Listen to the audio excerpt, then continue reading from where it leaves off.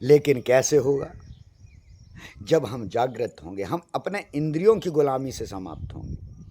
अभी जो हमारे द्वारा कराई जा रही हैं वो इंद्रियों के द्वारा कराया जा रहा है, और आपका जो हाँ वीर्य होता है, जो पहले हम माँ बाप के वीर्य से चल रहे होते हैं, 12-13 साल तक जब हम, जहाँ हम कन्या और भैरव कहते हैं, हमारे ऋषि मुनि बहुत वैज्ञानिक थे, उसे आडंबर की तरीके से आपने ले लिया। जब वीर शक्ति 12 के बाद बनने लगती है, उसके पहले वो यौगिक क्रिया इसीलिए कराई जाती है। आज भी हम वो यौगिक कराएं तो आज भी राम जैसे पैदा होंगे, आज भी पांडव जैसे तैयार होंगे। वो यौगिक क्रियाओं में सब कुछ संभव है, और मैं वही हर स्कूल तक पहुंचाना चाहता हूं। लेकिन मैं नहीं सरकार की गुलामी के द्वारा जाना चाहता हूं, क्योंकि पता नहीं क्या चल रहा है। नहीं तो मैं कब सरकार के पास पहुंच गया होता कि इसको सब जगह पहुंचाओ, भारत को पुनः सोने की चिड़िया बनाओ। लेकिन मेरे को नहीं मालूम है कि कई लोगों के पेटों में लात पड़ जाएगी, आडंबर समाप्त हो जाएगा।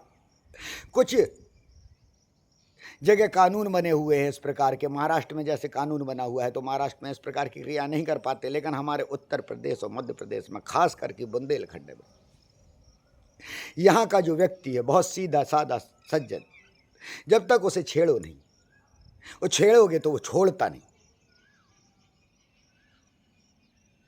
तो मैं बार बार कहता हूं, इनको बहलाए, इनके अंदर भूत प्रेत।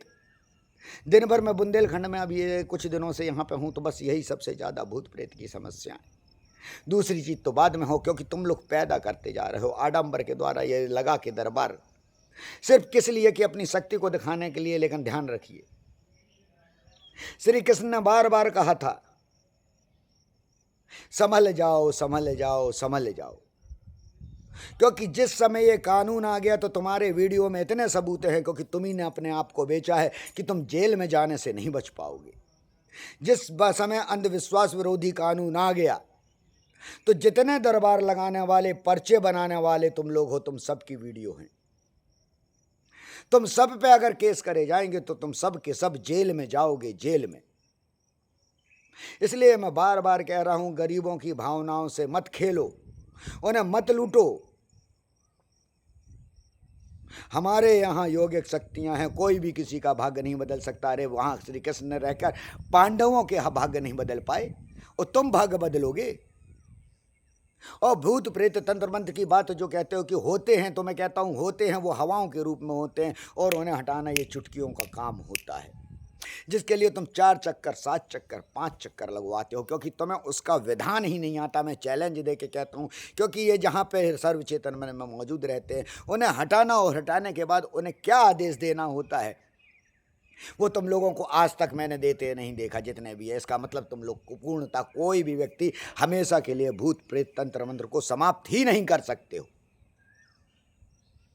हर चीज की क्रिया होती है। हमारे जो ऋषि मुनि थे वो वैज्ञानिक थे, उस तंत्र तक पहुंचे, उस क्रिया तक पहुंचे, और मैं वही काम कर रहा होता हूं कि हर चीज को मैं चैलेंज दे के और तरीके से बताता हूं, आत्मा को बताता हूं। वो आत्मा को आने तुम्हारी आत्मा से मैं मिला देता हूं, उस परमात्मा का ज्ञान तुम्हें जगा देता हूं, जो ये सर्वशक्तिशाली, जो 5 तत्व के रूप में मौजूद है। तुमने अपना कभी सनातन के ग्रंथ पढ़े होते, देखे होते, तब तो।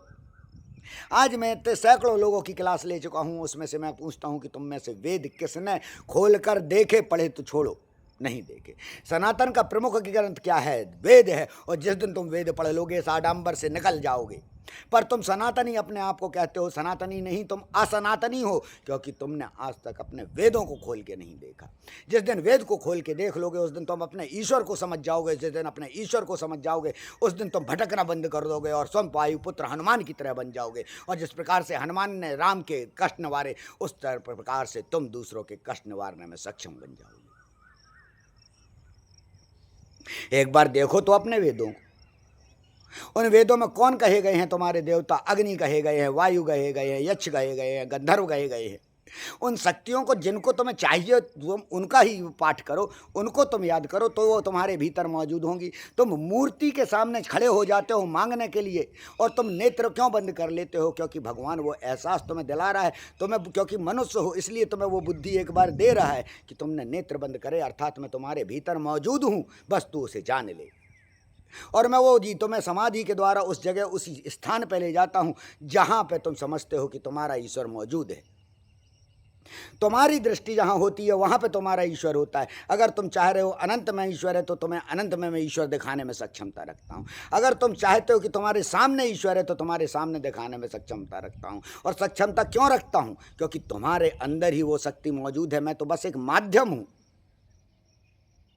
जिस प्रकार से एक बिजली होती है, वो बल्ब को जलाती है, फैन को चलाती है, तो मैं तो वो बिजली की तरह तुम्हारा फैन और ट्यूबलाइट चलाने का काम करता हूँ। तुम्हारी शक्ति को ही उठाने का काम करता हूं। तुम स्वयं हनुमान हो, तुम स्वयं राम हो। तुमसे कहा दिया जाता है कि राम देवता हैं, भगवान हैं, ताकि तुम वैसा नहीं बन सको।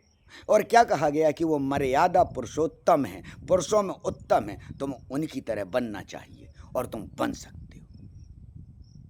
जागो।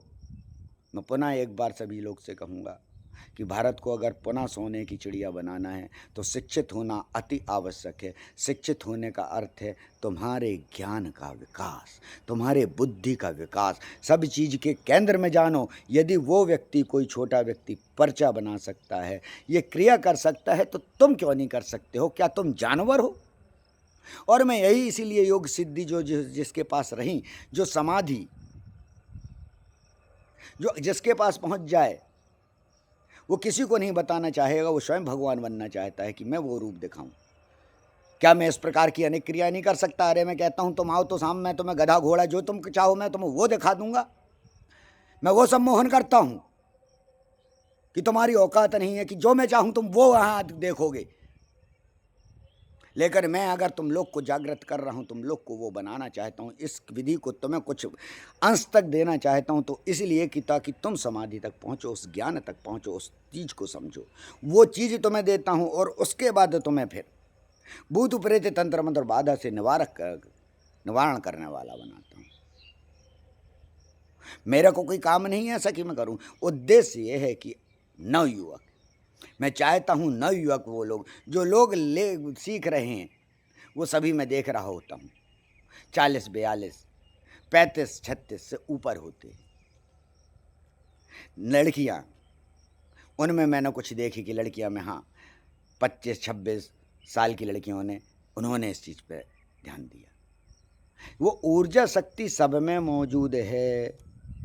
सबको योग चाहिए। मैं धीरे धीरे आप लोग तक पहुंचाऊंगा, कॉलेजों तक, संस्थाओं तक, जहां तक मेरे को लगता जाएगा आप लोग तक पहुंचाना। निश्चिंत रहिए, 2026 जो मेरा उद्देश्य है वो यही है कि मैं धनु स्तंभन विद्या को उस स्थान तक पहुंचा दूं, उस स्थान तक पहुंचा दूं जहां एक सामान्य व्यक्ति को भी धनु स्तंभन विद्या नाम का ज्ञान हो और भूत प्रेत तंत्र मंत्र बाधाओं की समाप्ति हो। जो आडंबर, जो हम अलौकिक शक्तियां समझते हैं कि क्या होती हैं, वो अलौकिक शक्तियों को जान सके, ब्रह्मा विष्णु महेश को जान सकें। और मैं कोई भी बात जो करता हूं तो कहीं और से उठा के नहीं करता। हमारे सब वेद जो प्रथम सनातन का प्रमुख ग्रंथ है, जिसके लिए कहा है देवों की वाणी, मतलब उनके रचयिता ही देव कहे गए हैं। यानी हमारा प्रमुख ग्रंथ, तुम हिंदू हिंदू चिल्लाते हो, सनातनी सनातनी चिल्लाते हो, जिस दिन तुम अपने वेद को पढ़ लोगे, वेद को समझ लोगे, धारण कर लोगे, तो तुम समझ लो कि तुम स्वयं सनातनी बन गए। और अगर तुम नहीं पढ़ पा रहे, नहीं वेद को जान पा रहे, तो मैंने वेदों को संकलित करके इतने से में कर दिया है कि आधे घंटे में ही आप वेदों का पूरा सार समझ लें, वेद क्या कहते हैं। और उसके लिए positivethoughttcenter.com वेबसाइट मौजूद है। आप जाइए वहाँ, सनातन के मैंने सभी ग्रंथ फ्री इसीलिए किए, वर्षों से मैं वेबसाइट इसीलिए वो चला रहा हूँ कि वहाँ पे सिर्फ आप ग्रंथों का अध्ययन करें, डाउनलोड करें, हमारे क्या है सनातन के ग्रंथ, वास्तविक चीज़ को समझें। और वहाँ जो बाद में छपी हुई किताबें हैं, ये तंत्र मंत्र जादू टोना, ये सब भी आपको मिलेंगी, ये भी डाली हैं। और इसलिए डाली हैं कि उसमें अपना जितने वर्ष बर्बाद करने हैं करो, उससे तुम्हें कुछ भी नहीं प्राप्त होगी। क्योंकि वो कैसे प्राप्ति होती है, वो सब भीतर से प्राप्ति होती है, जिसको मैं सक्षमता रखता हूँ वहाँ तक तुम्हें पहुँचाने में, ईश्वर तत्व से मिलाने में, आत्मा को परमात्मा में मिलाने में, और जन्म मरण के बंधन से हटाकर मोक्ष की प्राप्ति दिलवाने में। ओ